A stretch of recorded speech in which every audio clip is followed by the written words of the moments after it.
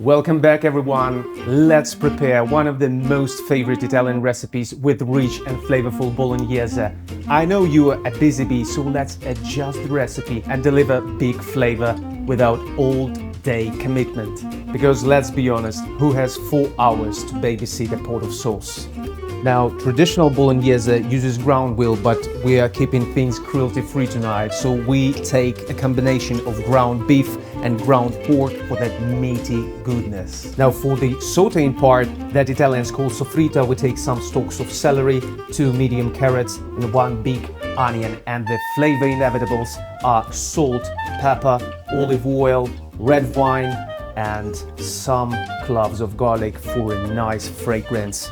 Now for the sauce part, we take several tablespoons of tomato paste, 1 can of pomodoro peeled, as well as Italian tomato passata, meaning tomato puree.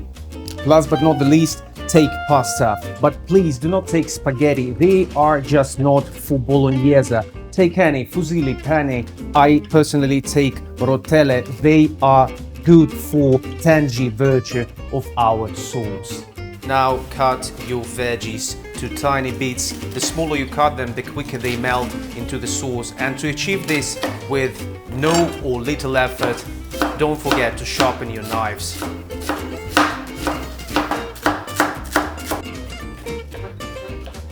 Next step, high heat your pan and give it a very generous amount of olive oil. So the oil is hot, let's throw our nicely sliced veggies inside. Onions in. Stir it a little bit. Look at this, this will be a nice soffritto, isn't it?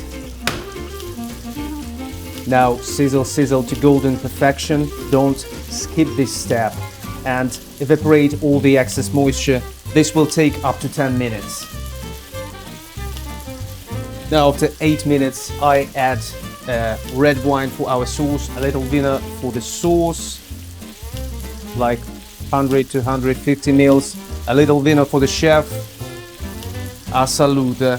Just kidding, never drink cooking wine. It's for cooking, not for drinking. Let it cook for a few minutes until the alcohol evaporates. And good news, we do not need any stock, we do not need any broth, as our nice and wonderful soffritto, along with our beautiful beef and pork, will give the juices we crave. Speaking of meat, the time has come to add it to the pot. So we cook it until it becomes gray. At this point we can add a tablespoon salt,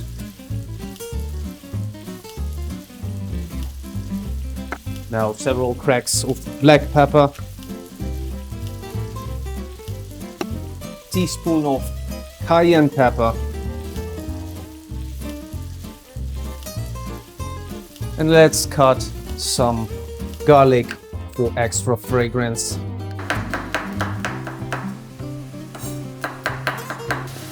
Now the smell is already amazing.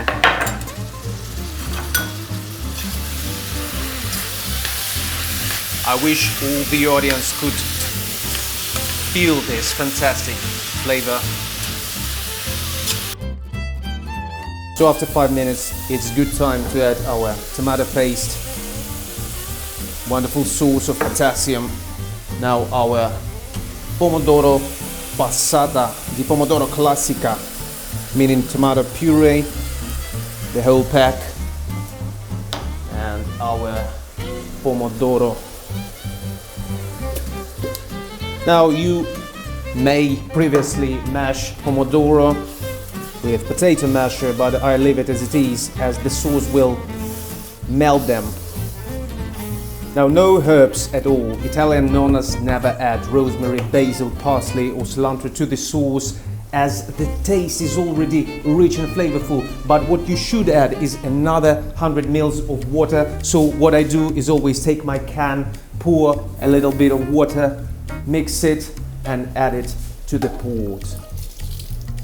Now turn the heat medium to low and cook it for at least 30 minutes. I do not put the lid on as I want the moisture to evaporate faster, but if you want to go traditional way, you can turn the heat to the lowest, put the lid on and simmer it for at least 2 hours or even up to 4 hours. The slower and the longer it simmers, the deeper the flavor gets. Just a wonderful soffritto veggie base, minced meat, a little vino, and wonderful tangy tomato sauce. As for final serving, don't waste another pan for mixing pasta with sauce. Just strain your noodles, mix on a plate with the sauce, and grate your favorite hard cheese. Mine is from Parma, and what is your favorite cheese? Share with us in the comments.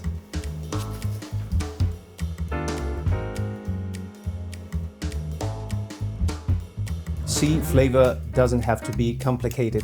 Well, just a little bit. Dishes served. This ultimate Bolognese that delivers restaurant quality taste. Delicious, nutritious, and can be added not only to pasta but basically to anything.